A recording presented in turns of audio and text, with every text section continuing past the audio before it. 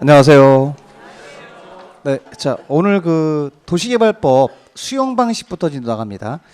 자 거기 기초서 보시면은 그 227페이지 거기 보시면 2번이에요. 그 맨 위에 보면 수용 또는 사용 방식에 의한 사업 시행 이렇게 나와 있는데, 이게 이제 절차가 진행이 되는 게 사업 시행으로 넘어간 겁니다 지금. 그래서 왼쪽에 보시면은 지난주에 이제 하나 끝 부분에 이제 말씀드린 건데요. 사업하는 방식이 3개가 있어요.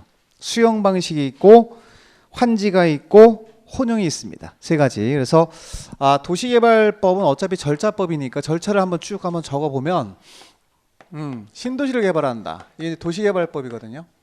그러니까 어떤 절차에 따라 사업이 진행된다. 이게 이제 중요한 건데, 이제 신자를 딱 붙여서 한번 정리해 보면은 새로운 도시를 개발하는 거예요. 개발이 안 된 토지를 주로. 그러면 이제 절차가 있을 거 아니에요. 그러면 이제 대한민국 토가 이렇게 있으면, 자 신도시 개발할 지역을 이제 먼저 지정을 해야 됩니다. 사업하려면 대상 지역이 있어야 되니까. 그 대상 지역을 뭐라고 하냐면 사업 대상 지역을 이제 불러줘야 돼요. 도시개발구역. 그럼 도시개발구역이 지정이 되면 요 도시개발구역 안에서 어떠한 절차로 요 지역을 뭐 주거단지, 상업단지, 유통단지 이렇게 단지를 갖고 있는 도시가 되도록 이런 단지를 만들어가는 과정입니다. 쉽게 말하면 개발이 안 된 토지를 새롭게 뭐한다? 개발한다 이런 얘기입니다. 도시개발법은 철저하게 건물까지 있는 건 아니에요. 요거만 개발하는 거, 요거 토지만 개발하는 겁니다. 그래서 지난주도 했지만 우리가 시행자 할 때 조합 우리가 중요하다고 말씀드렸죠. 예, 조합원이 누구였죠? 조합원이 토지 소유자 많이 들어가요. 그래서 건물 소유자는 해당이 안 됩니다. 그런 게 이제 연관성이 있어야 되고, 그럼 토지를 개발하겠다라고 이제 국가나 지자체가 지정을 했어요. 그 지정권자가. 그러면 아무데나 막 지정해서 사업하면 안 되니까 1단계로 뭘 했죠 우리가? 지난주에 1단계 절차 중에서 구역을 아무데나 막 지정하면 안 되니까 계획을 수립했습니다. 그걸 4글자로 뭐라고 말씀드렸냐면 개발계획을 먼저 수립을 해요. 개발계획 수립이 1단계고, 그럼 개발계획이 이제 수립이 됐다는 얘기는 어디에서 사업하겠다가 나오거든요. 구역이 위치가 나온 겁니다. 그러면 개발계획을 보고 그래야죠. 개발계획을 보고 사업 대상 지역을 지정하는 겁니다. 그 대상 지역을 뭐라고 하냐면 이렇게 불러요. 도시개발구역 이렇게. 이게 이제 사업 대상 지역이라고 보시면 돼. 그럼 사업을 여기서 하는 거예요. 여기서 도시개발구역 안에서. 그러니까 이렇게 절차가 진행이 되는 게 맞죠. 순서가. 근데 이제 현재 지가가 지정하고자 하는 지역이 현재 지가가 좀 낮은 지역이다.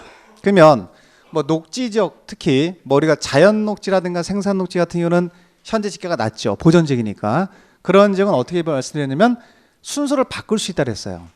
순서 바꾼다는 얘기는 개발계획을 먼저 수립하는 게 아니라 투기 세력이 들어올 가능성이 높기 때문에 도시개발구역을 먼저 지정하고 나서 나중에 개발계획 수립할 수 있다.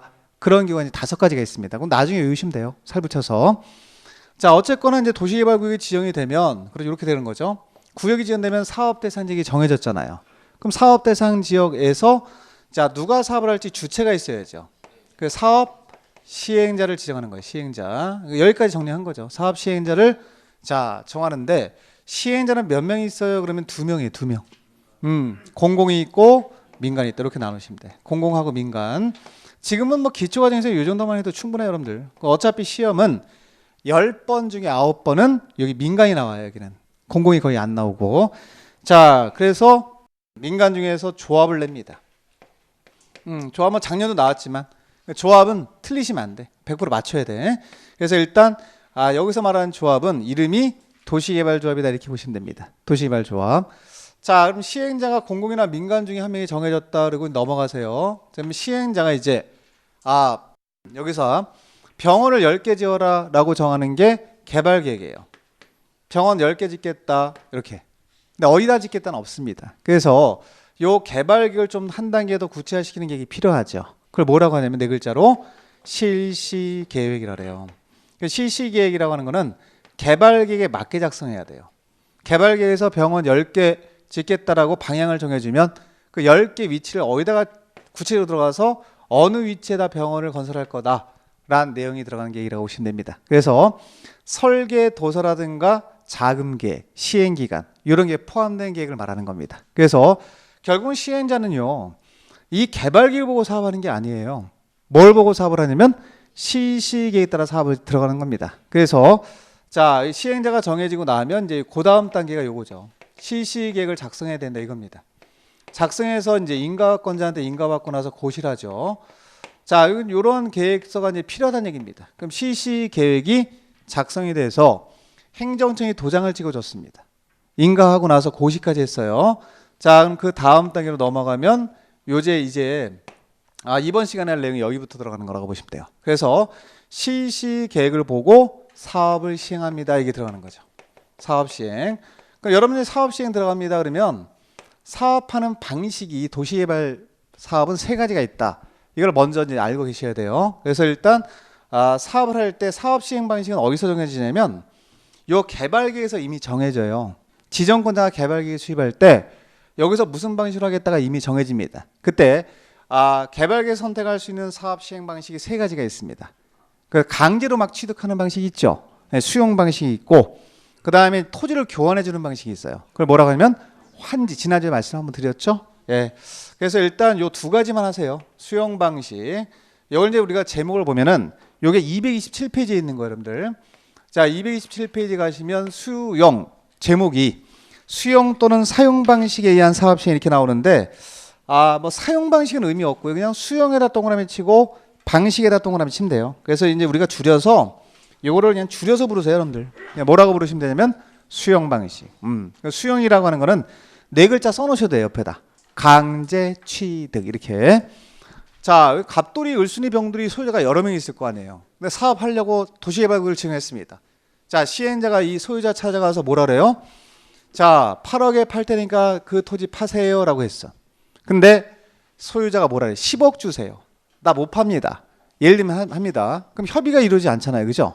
근데 지금 우리가 이 시행자하고 일반 주민들, 우리들은 공법관계가 형성되기 때문에 공익사업을 위해서 시행자는 갑돌이의 토지 등을 수용 사용할 수 있다는 게 1번에 있는 거예요. 1번에.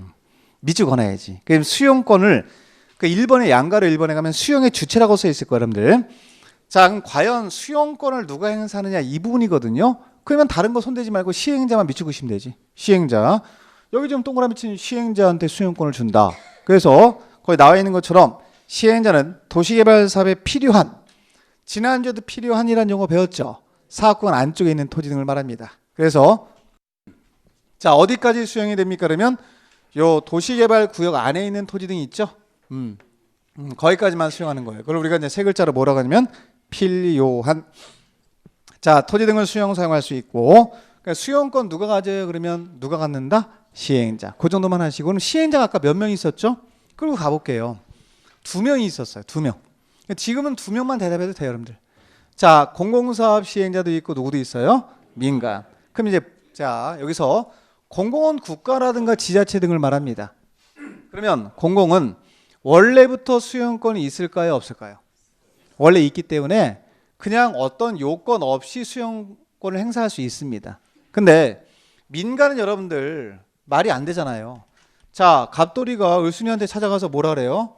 민간끼리 토지 나한테 파세요 라고 했습니다. 근데 을순이가 안 판대요.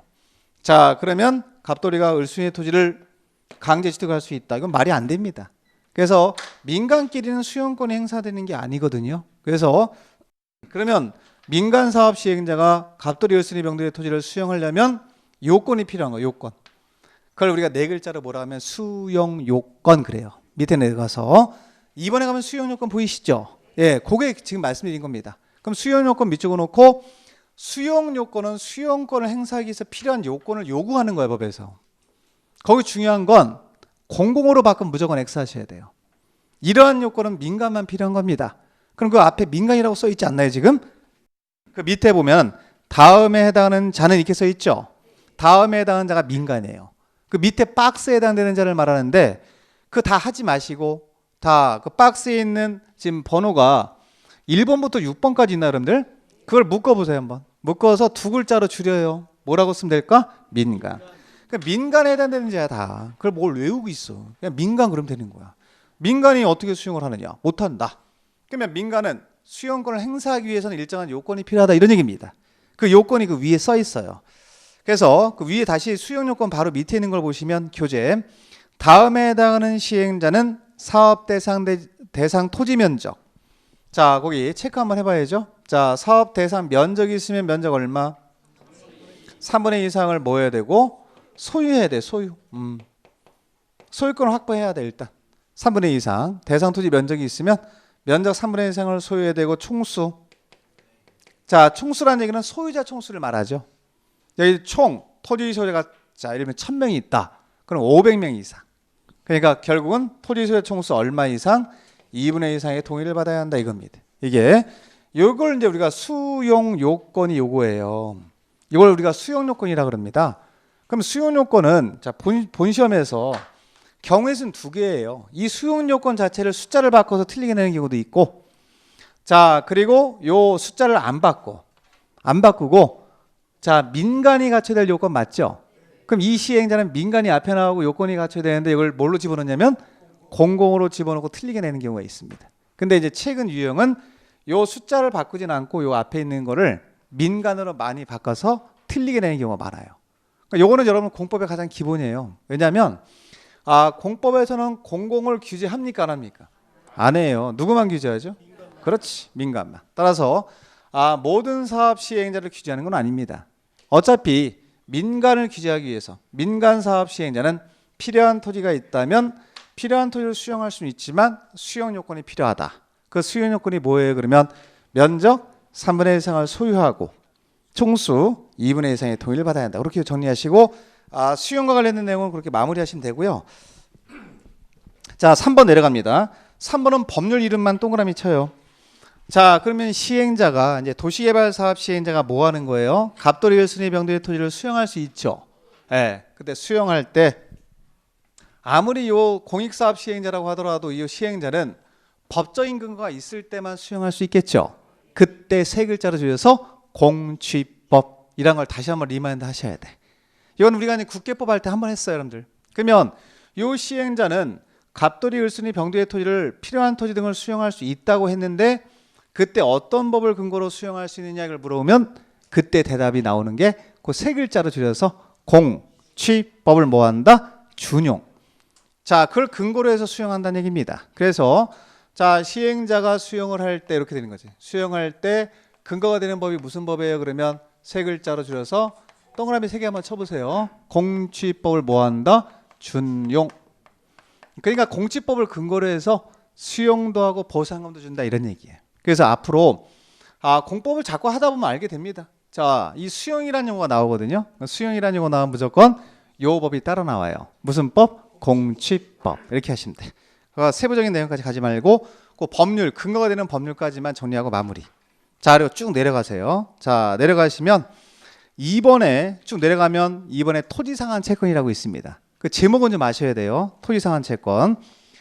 자, 그럼 토지상한 채권은 227페이지에 2번 쭉 내려가면 자, 그럼 거기 한번 보시면 자, 이제 보세요. 연결되어 있는 거예요. 흐름이 계속 연결되어 있는데 자, 보세요. 시행자가 수용을 할 때 공취법을 준용해서 공취법을 근거로 해서 갑돌이한테 갑돌이의 토지를 강제 취득하고 수용도 하고 보상금도 주는 거 맞죠? 예. 자, 그럴 때 보상금을 주는 원칙은 이게 머니거든, 보상금이 여러분들. 그러면 공법에서 머니의 원칙은 뭐라고 지난주에 말씀드리면 현금이에요.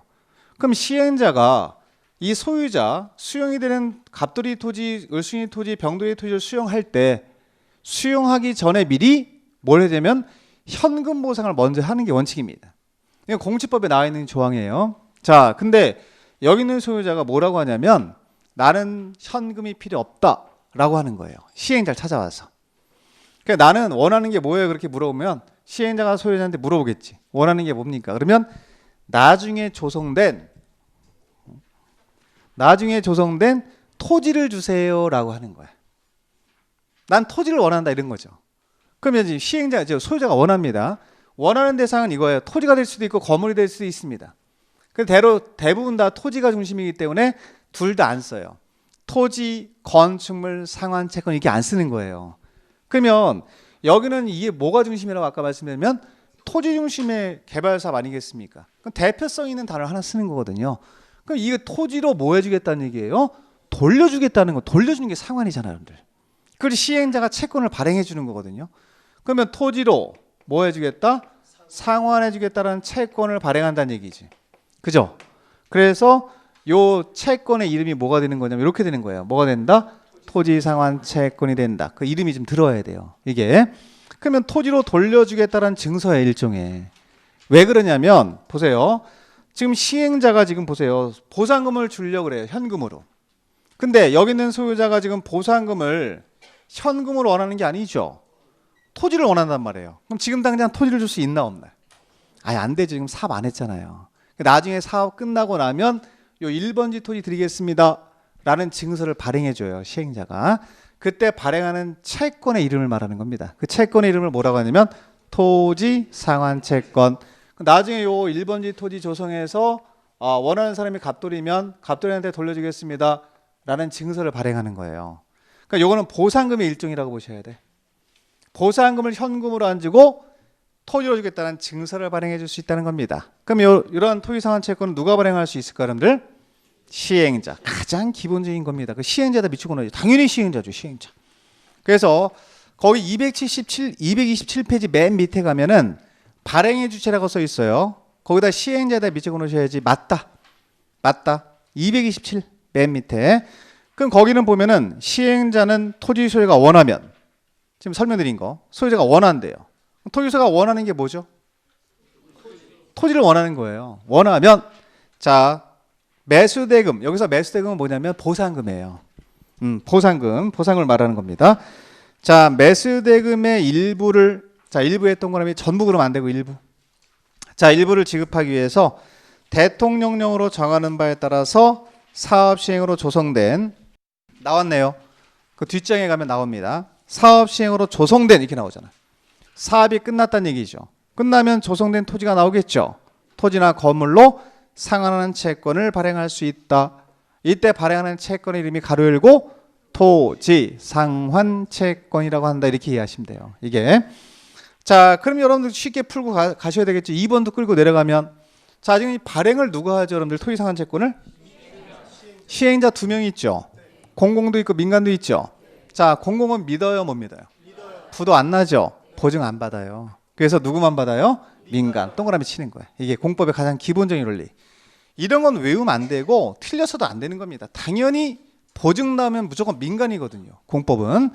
자 지급보증 받아야 합니다. 그럼 모든 시행자가 지급보증 받는 건 아니고 자 시행자 중에서 민간사업 시행자면 지급보증을 받아야 되고요. 자 3번 내려갑니다. 자 발행규모. 자, 그 발행 규모 체크하시면 자 여기서 연결성 있는 공부를 하셔야 돼요. 자 지금 이게 지금 여러분 잘 보시면 우리가 수용 방식 하는 거 맞죠? 자 수용 방식입니다. 아직. 그러면 이게 지금 가만히 보면은 여기서 소유자들이 한두 명이 있는 게 아니라 한 1000명 정도 있다. 500명 있다. 그러면 이분들이 다 수용이 되는 토지를 갖고 있는 사람들이란 말이에요. 그럼 이 사람들이 원한다. 갑돌이만 원하는 게 아니라 을순이 병돌이, 정돌이 다 원해. 뭘 원하냐면 토지를 원해요. 시행자 찾아와서. 그러면 시행자가 이 원하는 사람들한테 다 토지상환 채권을 발행하겠다고 자 토지 돌려주겠다고 토지상환 채권을 발행해 줍니다. 그러면 요 전체 토지 면적 나중에 조성해서 분양해 줄 토지나 건물 면적이 있을까 없을까? 그 면적의 반 넘을 수 있어요 없어요? 아니 반을 넘을 수 있지. 원하는 사람이 많으면. 예를 들면 원하는 사람이 1000명 중에서 800명이 원해. 800명한테 주다 보면 반 넘어갈 수도 있잖아요. 그 문제가 생겨요. 왜 문제가 생기냐면 자, 요게 지금 뭘 갖고 있는 사람한테 잘 보세요.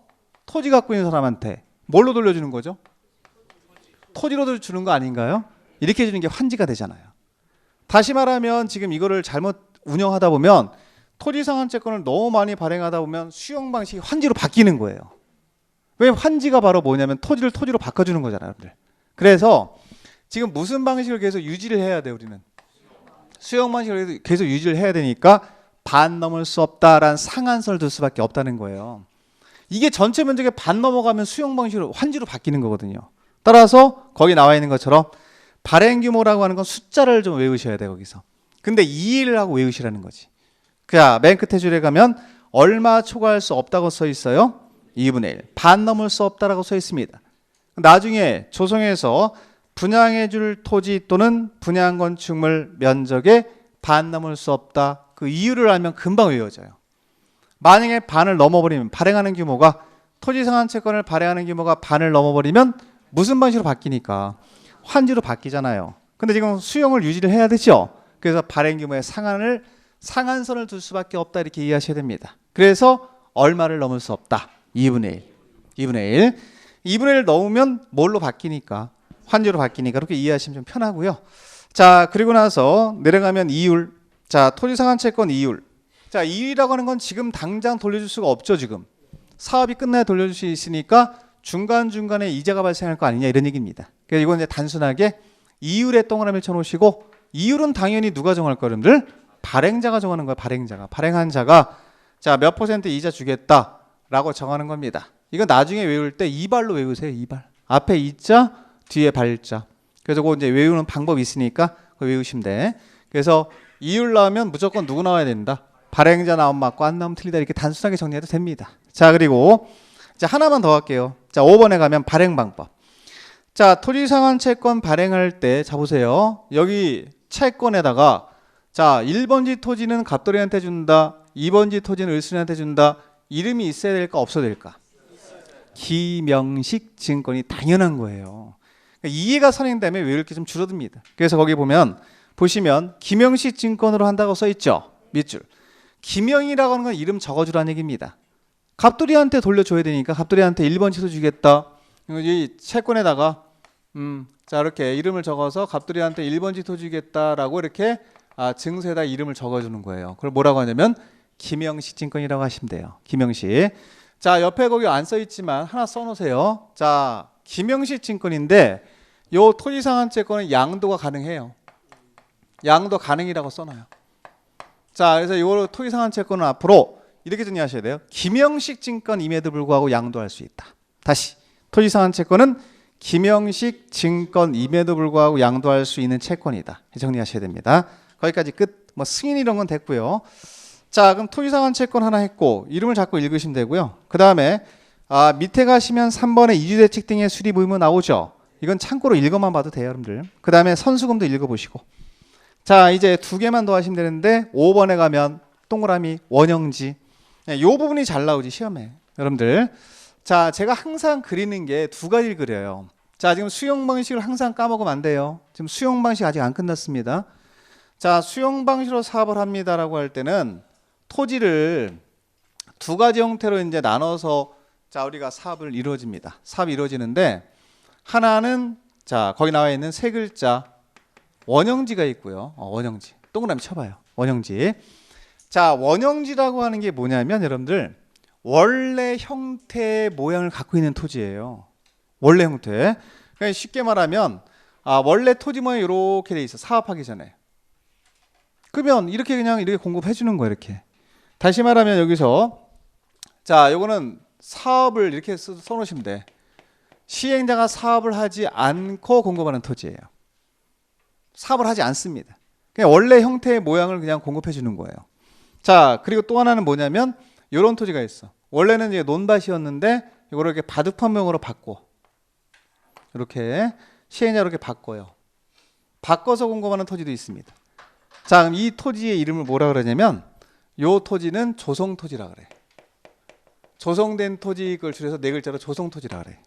그러면 자, 수용 방식의 형태로 자, 사업을 할 때 토지는 몇 가지 형태가 있습니까? 그럼 두 가지 형태가 있다고 하셔야 됩니다. 하나는 자, 조성되지 아니한 상태의 토지라고 불러요. 다시 조성되지 아니한 상태의 토지라는 얘기는 시행자가 사업을 하지 않고 그냥 공급해주는 토지를 말하는 겁니다. 그 토지가 있고 시행자가 직접 개발해서 조성을 한 다음에 공급하는 토지가 있다는 얘기죠. 그 두 가지 형태가 있어요. 그래서 요거 이제 조성토지하고 원형지를 구별할 수 있어야 돼요. 요 두 가지를 합치면 이게 수용 방식에서 이루어지는 자, 토지가 되는 겁니다. 그러면 자, 여기는 이거 다 누가 결정하는 거냐면 시행자가 결정하는 거예요. 시행자가. 자, 어느 부분부터 어느 부분까지 원형지로 내가 직접 개발하지 않고 공급을 해주겠다. 그러면 요 토지는 개발했어요, 안 했어요, 여러분들? 안 했죠. 그러면 이 개발하지 않고 공급하면 공급받은 자가 있을까 없을까? 그 자가 직접 개발한 토지예요. 개발권을 주는 토지입니다. 이게 그래서 주로 공적 기관한테 주는 토지예요. 원래는요. 여러분 공공은 믿어요, 못 믿어요? 믿으니까 그냥 주는 거예요. 개발하지 않고 시행자가. 그러니까 국가나 지자체, 뭐 공공기관 등한테 주는 토지라고 이해하시면 돼. 근데 이게 이제 배경 설명까지 하면 시간이 좀 오래 걸리거든요. 이게 세종시 같은 경우가 원형지를 막 공급을 했습니다. 근데 세종시는 지금 성공을 했지만 초기에는 좀 성공의 가능성이 좀 떨어졌어요. 왜냐하면 민간이 안 들어갔습니다. 그래서 부랴부랴 벌을 만든 게 공장부지, 학교부지로 추가한 거예요. 추가. 그러면은 A란 기업이 원현지를 공급받아서 뭘로 쓰겠다? 공장부지로 쓰겠습니다. 그럼 원현지 공급해 줍니다. 공급 대상으로 확대시킨 거예요. 또 B라고 하는 사립학교, 명문 사립학교가 들어오겠대. 그 공급이 돼요. 그러면 여기서 논점은 뭐냐면 원래 원현지는 도입 목적이 공적인 목적으로 사용하기 위해서 공급하는 토지인데 공공기관한테 다 주는 토지예요. 그럼 알아서 공공기관이 개발하는 토지를 원래는 말했습니다. 근데 민간이 안 들어오면 우리가 실패를 하거든요. 그럼 쉽게 말하면 세종시 같은 경우는 공공기관만 싹 다 들어가 있다고 생각해 보세요. 민간이 없고 성공하는 도시가 될 수가 없습니다. 그래서 부랴부랴 만든 게 우리가 뭐 예를 들면 S모 기업 있잖아, 여러분들. 거기 유치를 해야 될 거 아니에요. 그러면 공단이 들어오면 인원이 많아져. 인구가 늘어난다는 얘기지. 일할 사람들이 들어오니까. 그러면 아파트가 활성화가 되면서 상가가 활성화가 되죠. 그럼 그 도시는 어때요? 성공한 신도시가 됩니다. 그래서 여기서 논점은 딱 두 개예요. 공장용지, 학교 부지로 사용하는 자에게도 원현지를 공급해서 개발하게 할 수 있다, 없다? 있다. 그리고 이게 너무 많이 공급되면 안 돼요. 그래서 상한선이 있어요. 이게 전체 면적이 이렇게 있죠. 전체 면적의 3분의 1 이내까지만 공급이 되는 토지입니다. 그래서 이 숫자는 외우셔야 돼. 얼마 이내? 3분의 1 이내. 이렇게. 왜 3분의 1이에요? 그렇게 물어보면 하나, 둘, 셋. 아무 이유가 없어. 아무 이유 없고 세 글자니까 하나, 둘, 셋 해서 정리하시면 돼. 한번 내용 같이 보겠습니다. 전반적으로 설명드렸으니까요. 그 기초서 한번 보세요. 229페이지에 5번입니다. 일단 시행자다 밑줄그세요. 공급 주체가 시행자죠. 시행자는 도시를 자연 친화적으로 개발하거나 복합적 입체적으로 개발하기 위해서 필요한 경우 대통령으로 정하는 절차에 따라서 미리 지정권자의 승인을 받아 다음에 해당되는 자에게 원현지를 공급해서 개발하게 할 수 있다. 그 다음에 해당하는 자가 여러분 밑에 박스니까 좀 이따 보고요. 이 경우 공급될 수 있는 원형지의 면적은 도시개발구역 전체 토지 면적에 거기다 체크해야죠. 얼마? 3분의 1. 요걸 외우셔야 돼요. 요거. 원형지 세 글자니까 3분의 1 이내로만 한정해서 공급할 수 있다. 이렇게 정리하시고요. 내려가시면 밑에 공급 대상이라 그래. 박스 안에 1, 2, 3, 4, 5 보이시죠? 그럼 여러분 1번부터 4번까지 1번부터 3번까지는 전부 다 뭐예요? 그러니 공공이에요. 공공. 그냥 그건 손도 대지 마요. 그리고 5번만 체크하면 돼요. 두 개 동그라미. 학교하고 공장부지. 학교나 공장 두 개 동그라미. 특히 공장이 시험에 많이 나오지. 그러면 A라는 기업이 S목 기업이 원현지를 공급받아서 학교 부지로 쓰겠습니다. 라고 한다면 시행자는 그 학교 부지로 쓰는 자, 공장 부지로 쓰고자 하는 자에게 원현지를 공급해서 개발하게 할 수 있다, 없다? 있다. 이렇게 하시면 돼요. 이렇게 정리하시고. 이번에 원현지 공급 계획을 읽어보시면 되고요. 3번 갑니다. 조건부 승인. 그것도 잘 나오니까 편하게 보세요. 원형지라고 하는 토지는 개발하지 않아요. 다시. 토지 자체는 개발하지 않습니다. 다만 시행자가 공급을 할 때 토지는 개발하지 않지만 기반시설까지는 설치를 해주고 공급하는 토지입니다. 다시 기반시설까지는 설치를 해줘요. 여기다가 도로 같은 거 이렇게 설치해 줍니다. 도로, 공원 이런 거 다 설치해줘요. 그리고 공급을 해줍니다. 그럴 때 보세요. 어차피 시행자가 이 원형지를 어느 부분부터 어느 부분까지 공급하겠다는 공급계획을 작성해서 지정권자한테 승인받으러 가거든요. 그럼 지정권자한테 승인받으러 갈 때 어느 부분부터 어느 부분까지만 공급하겠습니다. 이것만 들어가는 게 아니라 여기에 도로는 10개 설치하겠다, 20개 설치하겠다. 공원은 5개, 10개 설치하겠다 라는 계획서가 같이 들어가요. 기반 설치. 그럼 시행자가 원현지를 공급하는데 도로를 10개 설치하겠습니다 라고 계획서를 올렸어요. 근데 지정권자가 이 계획서를 보고 나서 지정권자가 판단하기로는 10개는 좀 부족해요. 10개는 좀 부족합니다. 자, 만약에 20개가 좀 필요할 것 같다고 판단할 수도 있죠. 그러면 시행자한테 뭐라고 하냐면 도로 기반시설 10개 설치하지 마시고요. 20개 설치하세요라는 조건을 붙일 수 있다 없다? 있다. 그런 얘기입니다. 이거를 5글자로 줄여서 제목에다 써놓은 거예요. 뭐라고? 조건부 승인 그러는 거예요. 그럼 지정권자는 당연히 기반시설 설치에 관한 이행 조건을 붙일 수 있다 없다? 있다. 있다에 동그라미 치세요. 있다. 다른 거 손대지 말고. 나머지 설명드렸으니까. 여러분 공법이 있다 없다가 많이 나와요 사실. 그 정도만 하시면 돼요. 자, 그리고 4번 내려갑니다. 자, 4번의 제목 뭐라고 써있냐면요, 원형지 매각금지라고 그래요. 4글자 써놓으세요. 먹튀방지라고. 먹튀방지. 우리끼리 먹튀방지라고 얘기하면 돼. 시험엔 먹튀방지라고는 안 나와요. 그래서 이게 무슨 얘기냐면 보세요. 쉬운 거지 뭐. 자, 이 공장부지 A라는 기업한테 공장부지로 공급을 했어. 이거를요, 시행자가. 자, 그러면 공급할 때 가격을 상식적으로 봐도 오른쪽에 있는 토지는 직접 개발을 해서 공급하는 토지고, 시행자가 토지를 개발해서 공급하는 토지고, 왼쪽은 토지를 개발했습니까? 안 했습니까? 개발하지 않았으니까 사업비가 안 들어갔겠죠. 그럼 공급 가격이 조성 토지에 비해서 싼 가격, 낮은 가격으로 공급할 수 있겠죠. 맞아요. 그게 메리트예요. 그러면 예를 들면은 여기는 오른쪽은 자 50억에 자 공급을 해줬는데 왼쪽은 40억에 공급을 해줬어요. 그럼 10억의 시세 차익이 있나 없나? 있어요. 그러면 여기 40억 받은 돈이 사업이 다 끝나면 50억으로 상승할 가능성이 높아요, 낮아요? 그렇지, 높아요. 그럼 엄청난 시세 차익을 누릴 수 있습니다. 그래서 머리를 쓰는 거야. 공급부터 받아보자. 그리고 나서 사업 끝나면 한 3, 4년 있다가 요거를 팔아버리자 라고 할 수 있을까 없을까? 있죠, 당연히. 그래서 먹튀방지 규정을 둔 거예요. 원형지를 공급받은 자는요 10년 범위 내에서 공급받은 원형지를 매각할 수 없다고 딱 묶어버린 거예요. 그걸 이해를 하셔야 돼, 쉽게. 이건 어려운 건 사실 아니고요. 그래서 보시면, 여러분들 보시면 원형지 개발자는 10년의 범위에서 대통령령으로 정하는 기간 안에는 원형지를 뭐 할 수 없다, 매각할 수 없다. 이걸 딱 읽으면서 4글자로 먹튀방지라고 생각하시면 돼요. 10년 범위 내에서 못 팔아요 이렇게 하는 거예요.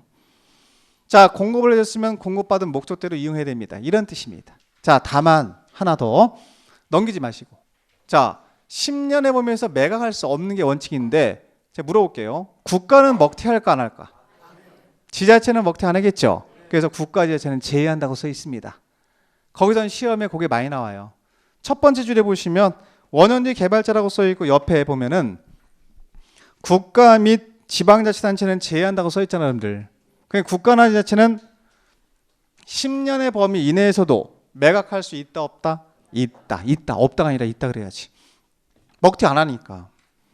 자, 그러면 이제 거기는 주로 누구를 많이 물어보냐면 국가하고 지자체를 많이 물어보니까, 자, 그 국가 지자체는 먹튀 안 한다 이렇게 이해하시면 돼. 그래서 10년의 범위라고 하더라도, 이내라고 하더라도 공급받은 원형지를 매각할 수 있다 없다? 있다.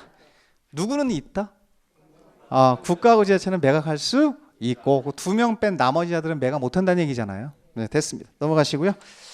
자, 5번 안 읽어도 됩니다. 자, 6번 가서 조성토지 나왔어요. 제목 밑줄. 자, 조성토지는 여기 있죠, 여기. 여러분들 조성토지라고 하는 개념만 이해하시면 돼. 그럼 조성된 토지라는 얘기는 시행자가 직접, 그렇지, 사업을 끝내서 공급하는 토지예요. 직접 개발을 해서 공급하는 토지를 말한다. 이걸 줄여서 4글자로 뭐라 그래요? 조성토지라고 부르시면 돼. 조성을 했다는 얘기예요. 사업을 끝냈다는 얘기입니다. 뭐 어려운 건 아니고요. 자, 내려가시면, 자, 여기도 마찬가지 공급계획이 필요하겠죠. 자, 보세요. 원형지, 아까 원형지. 자, 시행자가 어느 부분부터 어느 부분까지는 개발하지 않고 원형지로 공급하겠습니다라는 아까 공급계획이 있었잖아요, 여러분들. 그럼 나머지 오른쪽에 있는 토지는 직접 개발해서 공급하겠다라는 계획이 있어야 되겠죠. 계획에 2개 다 있는 거예요. 원형지도 공급계획이 있고 조성된 토지도 공급계획이 있다 이렇게 이해하시면 돼요. 그래서 보시면, 자, 공급계획 밑에 있는 겁니다. 자, 시행자는 조성토지 등을 공급하려고 할 때는 조성토지 등의 공급계획을 작성하거나 변경해서 지정권자한테 제출하는 게 되죠. 자, 어느 부분까지는 직접 개발해서 공급하겠습니다 라는 계획서를 작성한 다음에 제출하라는 얘기입니다. 자, 내려가서 공급가격은 원칙만 봐요. 자, 공급가격 4글자 밑줄, 감정평가업자가 평가한 가격이니까, 자, 이걸 4글자로 감정가격이라 그래요. 그럼 보시면, 자, 여기서 조성토지 등의 공급 가격은 자, 조성토지의 가격의 평가는 감정평가 및 감정평가서에 관한 법률에 따른 자, 밑줄 누가 평가한 가격? 감정평가업자가 평가한 가격인데 여러분 대한민국의 공인평가 기관이 딱 하나밖에 없는 거예요. 감정평가업자. 그럼 이 평가는 객관적인 평가를 위해서 가격을 누가 평가한다? 시행자가 평가하는 게 아니라 감정평가업자를 보내 2인 이상을 보내서 산술 평균한 금액으로 그 금액이 나오는 거예요.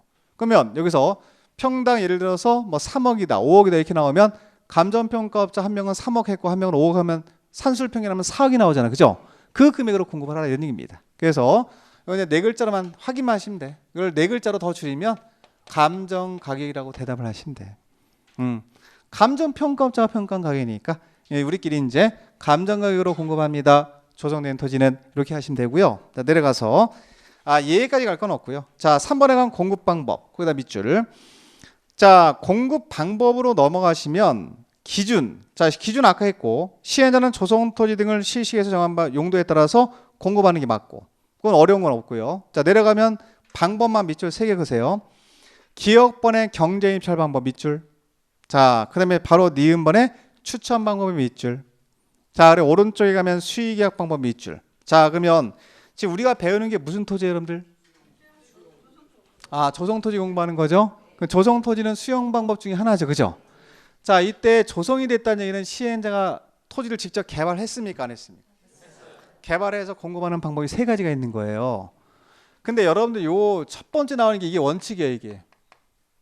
무슨 방법이? 경쟁입찰 시키는 게 맞죠. 자, A라는 부분이 상가 용지로 토지를 개발했어요, 직접 시행자가. 그러면 상가를 공급하고자 하는 부분, 공급받고자 하는 사람들이 있을까 없을까? 다 오라 그러는 거야, 다. 10명이건 20명이건 오세요. 가격, 감정평가자 평가한 가격 있죠? 그걸 제시해 준 다음에 얼마에 낙찰받을 겁니까? 가격 제시하세요. 제일 비싼 가격으로 제시한 사람 있죠? 그 사람한테 주는 게 경쟁입찰이에요. 그걸 가지고 사업비를 회수하는 거야. 근데 시험에는 거의 안 나와. 신경 쓰지 말고 밑에 가면 추천 방법 보이시죠? 거기다 별표하시고 추첨. 요게 나오지. 시험에 나오는 건 추첨이 나오지. 뭔가 포인트가 있어야 돼, 공부할 때. 경쟁입찰 뭘 내겠어요? 낼 게 없지. 또 틀리게 이건 틀리게 바꿀 것도 없어요. 경쟁입찰 방법으로 공급해야 된다. 동그라미 치고 오면 돼. 근데 자, 예를 들면 설명을 좀 들어보세요. 이게 주택용지래, 주택용지. 주택. 자, 그럼 주택용지인데 주택용지를 무슨 방법으로 만약에 했다? 경쟁입찰로 했다. 그럼 주택건설 용지는 우리 공급받을 수 있어요, 없어? 우리 다 가능해요, 여러분들. 근데 주로 누가 공급을 받지, 요거? 건설회사가 받지, 건설회사가. 토지를 공급을 받아서 거기다 아파트 짓잖아요, 여러분들.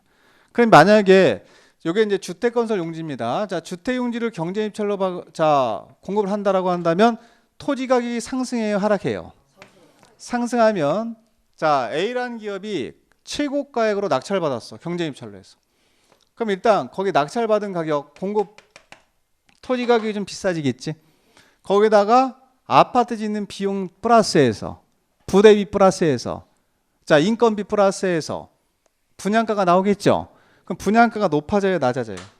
엄청나게 높아지죠. 근데 신도시를 개발했는데 주변에 있는 도시보다 분양가가 1,000만 원 더 높아. 돼, 안 돼? 역효과 나는 거예요. 그래서 가격을 높이지 않겠다, 주택용지만큼은. 그래서 10명이면 10명 중에 하면 추첨하면 되는 거예요. 그럼 그대로 감정가격으로 공급할 수 있나요, 없나요? 있습니다. 그래서 주택용지가 대부분이에요, 여러분들. 주택용지하고 공장용지야, 2개. 주택용지하고 공장용지는 경쟁입찰 방법이 아닌 무슨 방법으로?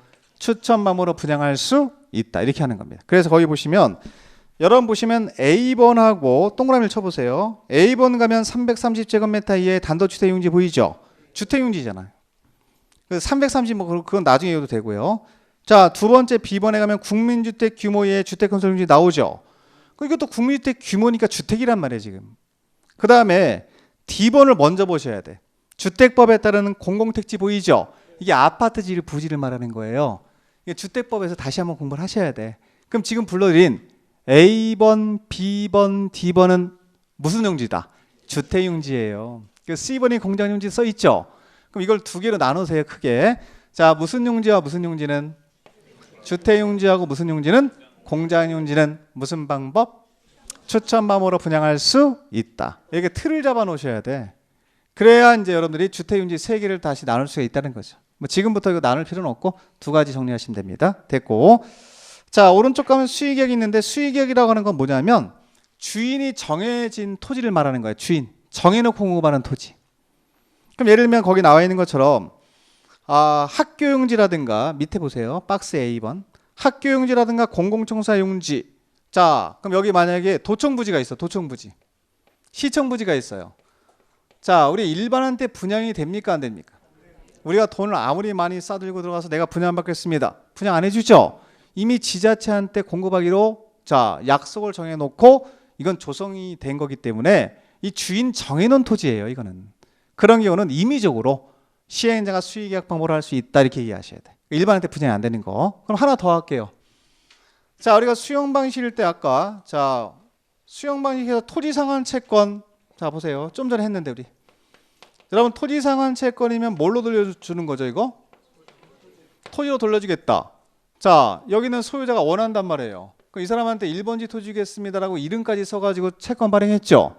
다른 사람한테 주면 돼 안 돼? 주인이 있는 토지 없는 토지?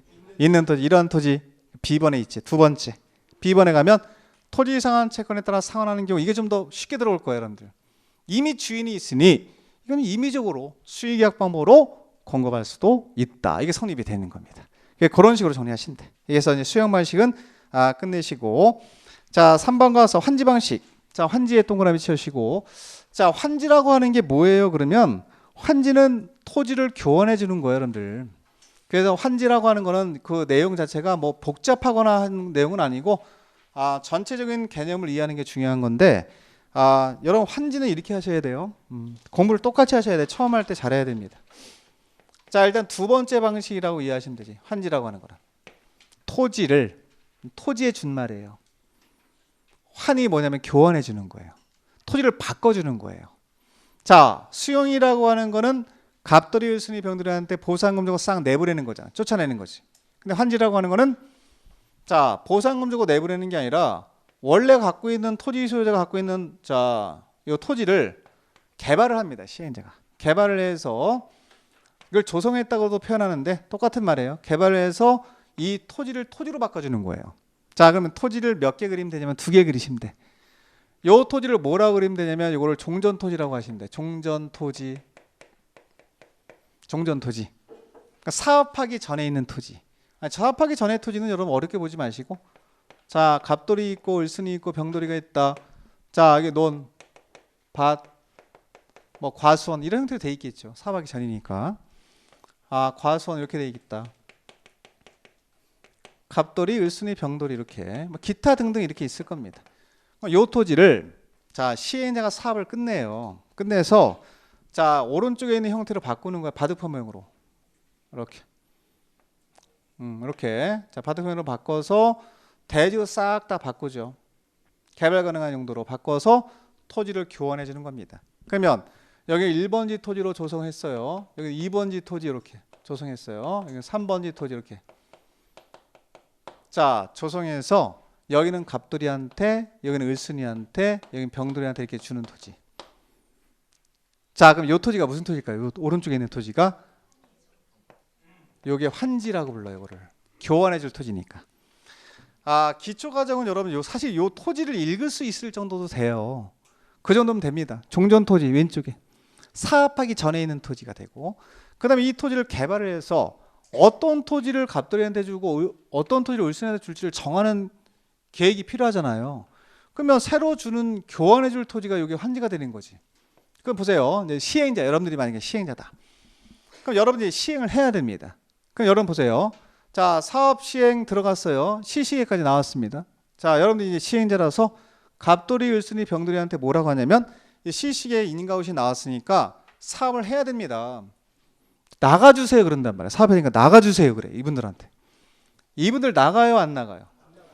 여러분 같으면 나가시겠어요? 자 왜 안 나가요 여러분들? 갈 데가 없으니까? 알았어. 여기다 갈 데 여기 마련해 줄게. 여러분들 그거보다 더 본질이 뭐냐면 내 토지가 없어진다는 거예요. 사업이 이루어지면 싹 사라지잖아 지금. 그럼 내가 받을 토지가 없는 거예요. 나갈 토지가 없는 게 아니라 받을 토지가 없는 겁니다. 자, 그럼 결론은 시행자가 이분들한테 나가세요 그러면 자, 이분들 절대 절대 안 나갑니다. 자, 그러면 사업을 하기 전에 그래야 돼. 사업하기 전에 환지 방식이라고 하는 거는 요거부터 필요한 거예요. 이거 네 글자 읽으셔야 돼요. 이거를 뭐라 그래요? 계획을 먼저 수립해 줘야 돼요. 갑돌이는 몇 번지 토지 주고 을순이 몇 번지 토지 주겠습니다. 이런 계획이 미리 선행적으로 수립이 돼야 됩니다. 그럼 여기서 토지 받을 사람의 명단이 나오는 거 아니겠어요, 여러분들? 아니, 토지 받을 사람 명단 미리 정해줘야지. 사업을 하려면 설계도가 나올 거 아니에요, 그죠? 이게 환지 설계도란 말이에요. 이걸 갖다 놓고 갑돌이하고 가장 유사한 토지 왼쪽 끝에 있었잖아, 갑돌이가. 그럼 여기 왼쪽 끝에다 주는 거야, 똑같이. 위지면 토수리환. 정신 없나? 네. 그런 걸 고려해요. 그러니까 종전 토지와 가장 유사한 위치에 있는 토지를 주는 거야, 새로운 토지를 줄 때. 예를 들면은 갑돌이가 왼쪽 끝에 있는데 여기다 준다, 갑돌이 토지를. 이러면 객관성을 잃은 거 아니겠습니까? 그러니까 객관적으로 위치를 고려해야 돼요. 왼쪽 끝에 있는 토지는 왼쪽 끝에 주는 거야, 똑같이. 그러니까 센터에 있는 건 또 센터에 주는 거야, 이런 식으로. 그걸 고려해서 작성하는 계획을 말하는 거지. 그걸 네 글자로 뭐라고 하냐면 환지 계획이라고 하셔야 돼요, 여러분들. 이건 사업하기 전에 수립하는 계획이에요.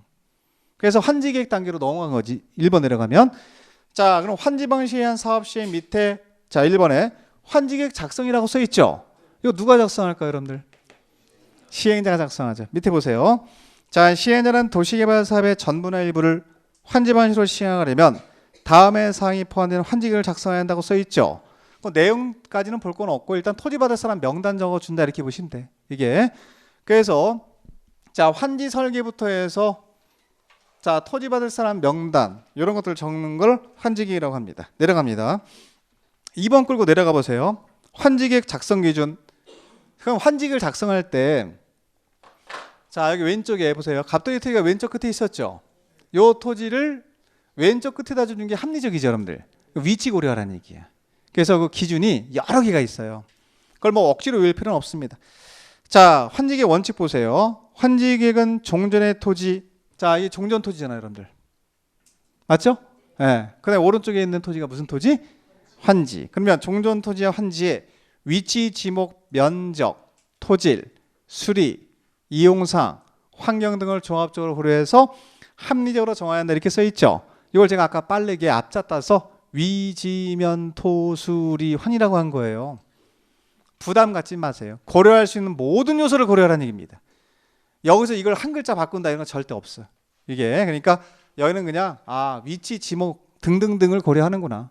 그러면 종전 토지야 그 위치부터 해서 위지면 토수리환을 모두 고려하면 종전 토지와 가장 유사한 토지의 새로운 토지 주는 거 맞나요, 여러분들? 그렇게 되는 거예요. 객관적인 지표를 주는 겁니다. 그걸 환지계획 작성 기준이라고 하시면 돼. 자, 내려가서 보세요. 예외. 자, 예외감 기억번호는 별표하셔야 돼. 자, 보세요. 쉬워요. 환지라고 하는 건 어려운 거 아니에요, 절대. 보세요, 여기 토지 소유자가 종전 토지 소유자가 정돌이가 있어서 정돌이. 자, 정돌이가 있는데 정돌이가 뭐라 그래요? 나는 토지 안 받겠습니다. 라고 할 수 있나요, 없나요? 그걸 5글자로 환지부지정 그러는 거야. 용어 배우는 거야, 용어. 다시 환지부지정이라고 해서 여러분 기억본에 보면은 제목에 신청 또는 동의에 의한 환지부지정이라고 써 있죠. 제일 중요한 단어가 5글자. 환지부지정. 그럼 이 사람이 소유자가 환지를 정하지 토지 안 받겠다라고 하는 게 환지부지정이에요. 그럼 이 사람이 와서 누굴 찾아와요? 보세요, 여기 보세요. 시행자를 찾아와서 뭐라 그래요, 여러분들? 아니, 대학을 애들 3명을 보내야 된대. 그럼 현금이 필요하대. 난 토지 안 받을 거예라고 신청하는 거야, 이렇게 와서. 동의하는 거야, 본인이, 소유자가. 그러면 이 정돌이가 토지 갖고 있는 사람인데 원칙은 뭘로 받는 게 맞지만 토지로 받는 게 맞지만 본인이 원하는 거란 말이에요, 지금. 동의를 하는 거야, 신청하는 거야. 토지 안 받겠다. 환지부지정을 신청하는 거지, 지금. 그러면 시행자가 부지정해 줄 수 있다, 없다? 있어요. 다만 보세요. 이 정돌이가 갖고 있는 토지 있죠? 여기에 임차권자 A라는 사람이 있어. 토지를 임차해서 쓰고 있는 사람이 있을 수 있지. 이 사람이 반드시 동의를 해줘야 돼. 여기서 키워드는. 이 사람이 도장을 안 찍어줬어요. 그럼 부지정할 수 없다.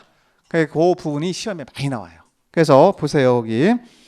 자, 읽어드릴게요. 중요한 거니까 제가 읽어드릴게요. 자, 토지 소유자가 신청하거나 동의하면 해당 토지의 전부나 일부에 대해서 환지를 정하지 아니할 수 있다라고 써 있습니다.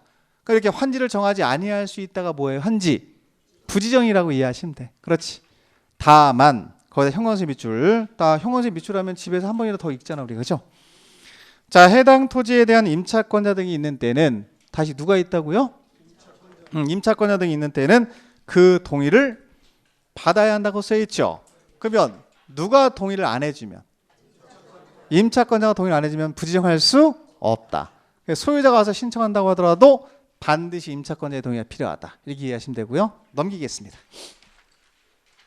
자, 니은번. 자, 니은번은 제목만 밑줄어 놓으시면 돼요. 직권부지정이에요. 직권부지정. 직권부지정. 자, 그럼 예를 들어서 여기 토지 면적이 여러분들, 자, 여기 있는 사람이 다 누구예요? 여기 있는 사람들이 토지 소유자잖아. 그럼 토지 소유자면 소유하고는 면적이 동일할까 다를까? 그럼 5평 갖고 있는 사람이 있을까 없을까? 그렇죠. 5평 갖고 있는 사람 5평 지으면 쓸모 있어 없어? 없잖아. 이런 걸 과소토지라 그래. 늘려주기 좀 어려운 토지 있죠? 이런 토지. 그 5평을 늘려주면은 뭐 20평이나 30평을 더 줘야 되는데 배보다 배꼽이 더 큰 거야. 그런 사람은 시행자가 직권으로 토지 받지 말고 나가세요 라고 할 수 있다 없다? 있다. 직권부지정이에요. 그게. 그래서 그거를 자, 직권으로, 그럼 직권으로 부정할 수 있다는 얘기는 누가? 시행자가 판단해서 규모가 너무 작다, 늘려주기 좀 어렵다라고 판단되면 환지를 정하지 아니할 수 있습니다.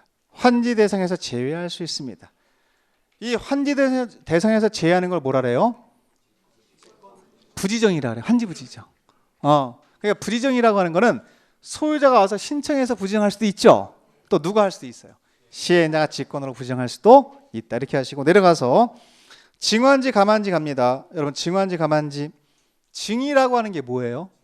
그러니까 쉽게 말하면 보세요. 여기 요 5평 있는 사람은 너무 적은 면적 갖고 있는 사람 맞죠?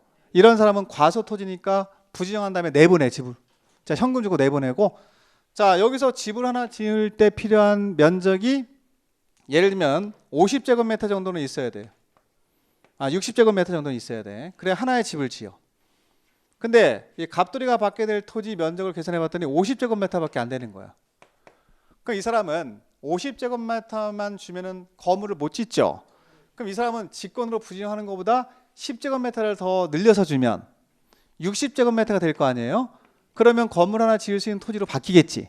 그럼 시행자가 이분한테 원래 받을 수 있는 면적이 50이지만 10제곱미터를 더 늘려줄 수 있다는 겁니다. 그럼 이렇게 늘려주는 걸 뭐라 그래요 우리가?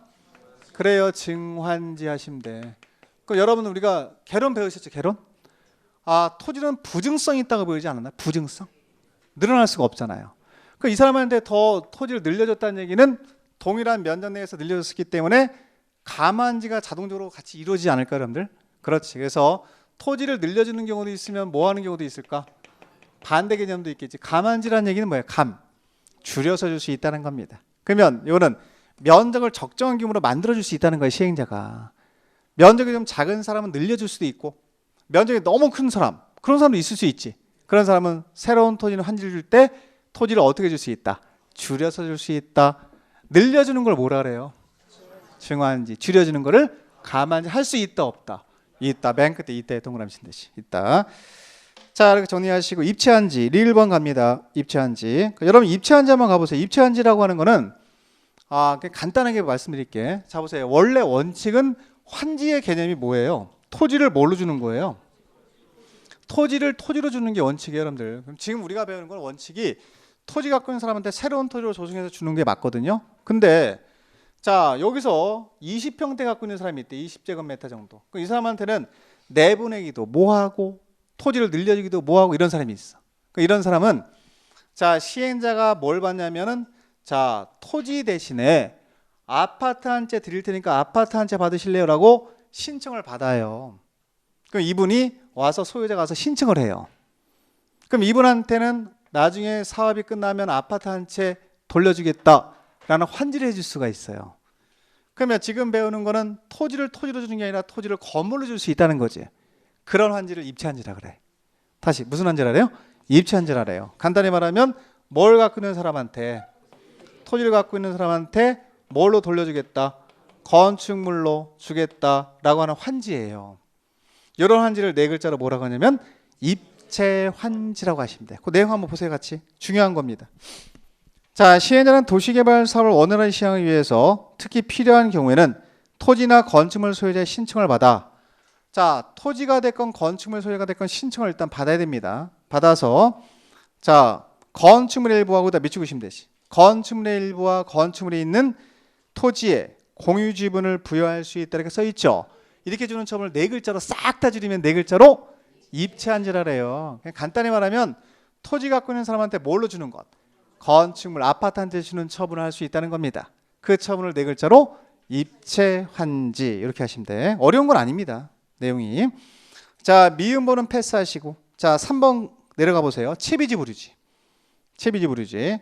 자, 채비지란 용어도 처음 들어봤고 보류지도 처음 들어보셨을 거야. 자, 그럼 여러분들 보세요. 채비지가 있고요, 보류지가 있어요. 이거 개념만 간단히 잡으시면 돼. 자, 일단 자, 이 보류지라고 하는 개념은 뭐냐면, 보류지는 좀 넓은 개념이야. 자, 요거는 일단 여기는 갑돌이, 을순이, 병돌이, 정돌이 토지 소유자가 합의를 해. 자, 우리가 토지를 조금씩 갖고 있는 토지 면적 중에 한 5평씩, 2평, 3평씩 빼서 마을에 간 부지 하나 남겨놓읍시다 라고 정할 수 있을까 없을까? 도서관 부지 하나 남겨놓읍시다 이렇게 할 수 있죠. 그런 토지를 이렇게 불러요. 뭐라고 불러요? 보류지라 그래요. 근데 여러분들 마을에 간 부지 남겨놓읍시다 라고 하는 내용을 이걸로 정한 거야. 이거 규약이나 정관에다 적어놓는 거지. 왜? 말로 하면 효력이 없습니다. 문서로서. 그럼 예를 들면 토지 소유가 사업할 땐 규약으로 정하면 되고, 조합할 땐 정관으로 정하면 되죠. 그럼 정관에다가 마을에 간 부지 어느 토지부터 어느 토지까지 우리가 토지 일부를 빼서 남겨놓읍시다 라고 약속을 정한 토지를 보류지라 그래요. 여러분들 하나가 더 있습니다. 그리고 보세요. 사업 시행자가 정해졌어요. 그럼 시행자가 사업을 하려면, 환지방식으로 사업을 하려면 돈 필요해요? 필요 없어요? 그러니까 요 토지 팔아서, 무슨 토지 팔아서? 채비지 팔아서 사업 경비에 충당하기 위해서 남겨둔 토지도 있습니다. 이런 토지는 개인한테 토지를 안 주고 남겨놓은 토지를 말해요. 그래서 자, 우리가 정리를 하시면 규약이나 정관이 정하는 목적에서 남겨둔 토지를 뭐라 그러고? 보류지. 경비 충당해서 남겨둔 토지를 뭐라 한다? 채비지. 그럼 거기 한번 내용을 한번 보시면, 자, 거기 손 다 대지 말고, 자, 시행자는 도시개발사에 필요한 경비에 충당하나, 그건 놔둬요. 규약, 정관, 시행규정, 거기다 밑줄. 자, 그럼 규약, 정관, 시행규정 또는 실시로 정하는 목적을 위해서 규약, 정관까지만 해도 됩니다. 그리고 요 느낌을 찾아요. 느낌을. 규약이나 정관에서 정하는 목적을 위해서 남겨둔 토지를 뭐라 그래요? 보류지인데 마을에 간 부지 남겨놓읍시다를 규약이나 정관에다가 적어놓은 거예요. 그럼 규약으로, 정관으로 어디부터 어디까지는 보류지도 정하겠다라고, 자, 마을에 간 부지 마을에 간 부지로 남겨놓겠습니다 라는 걸 문서로 이렇게 적어 놓은 거죠. 그 토지 이름을 뭐라 그래? 그냥 보류지. 또 하나, 자, 계속 갈게요 제가. 자, 그중 일부를 그거 놔두고 채비지에다 밑줄. 채비지. 자, 채비지로 정해서 도시개발 사업에 필요한 경비에 충당할 수 있다. 경비 충당에다 밑줄. 자, 그럼 경비 충당이면 사업비에 쓰겠다는 얘기 아니겠습니까? 자, 이 토지가 중요하고, 무슨 토지? 채비지가 중요해요. 여러분들 채비지는 꼭 알아야 돼요. 네 글자로 경비 충당하시면 돼. 그럼 시행자는 어떤 토지를 팔아서, 채비지 팔아서 사업에 쓰는 거야. 경비 충당하는데, 이걸 그 목적으로 남겨둔 토지를 말하는 거예요. 그 토지 이름을 뭐라 그래요? 그러면 채비지 이렇게 하시면 돼. 자, 됐고, 자, 뭐 중요한 용어는 다 했고요. 그 다음에 3번 패스하시고 4번 가서 인가 동그라미. 자, 이제 열심히 시행자가 위지면 토수리 환을 고려해서 무슨 계획을 작성했어요? 환지계획 작성하면 행정청한테 가서 도장 받아야 되잖아. 인가 받으러 가라는 얘기예요. 문서는 다 인가 받는 거예요, 여러분들. 자, 누구한테 인가 받아요? 그럼 밑줄만 거나요? 자, 특별자치도의사 놔두시고, 제주도는 혼자 다 하잖아. 그건 바꾸지도 않아. 거기는 3명만 밑줄 그시면 돼. 누구? 아, 시장, 군수, 구청장. 제가 맨날 강조하잖아. 이거 정리하시라고. 작년도 나왔지 이거는. 자, 왜 그런지는 한 바퀴 돌고 정리를 해드릴 거예요. 왜냐하면 도시개발법에서 인가권자는 싹 다 묶어서 원래 지정권자예요. 근데 여기만 시장군수구청장이에요. 그럼 여러분들 지정권자가 아닌 경우를 시험에 많이 내겠지, 그죠? 그래서 환지계 인가권자를 많이 내 시험에. 여기는 특별자치도사는 아예 손도 대지 마세요. 안 바꾸니까. 제주도는 혼자 다 하니까. 3명만 하시면 돼. 누구 시장군수 구청장. 여기까지 한 게 이제 환지계 끝난 거고, 다음 시간에는 환지계 끝났잖아요, 그죠? 그럼 환지계 확정됐으면 사업할 수 있나 없나? 사업 들어가는 거야, 다음 시간. 그래서 환지 기준이 어떻게 지정하고 환지 처분 어떻게 합니다. 이거 정리하시면 돼. 자, 그 내용은 다음 시간에 잠깐 휴식하신 다음에 이어서 설명드리겠습니다. 잠깐 쉬겠습니다.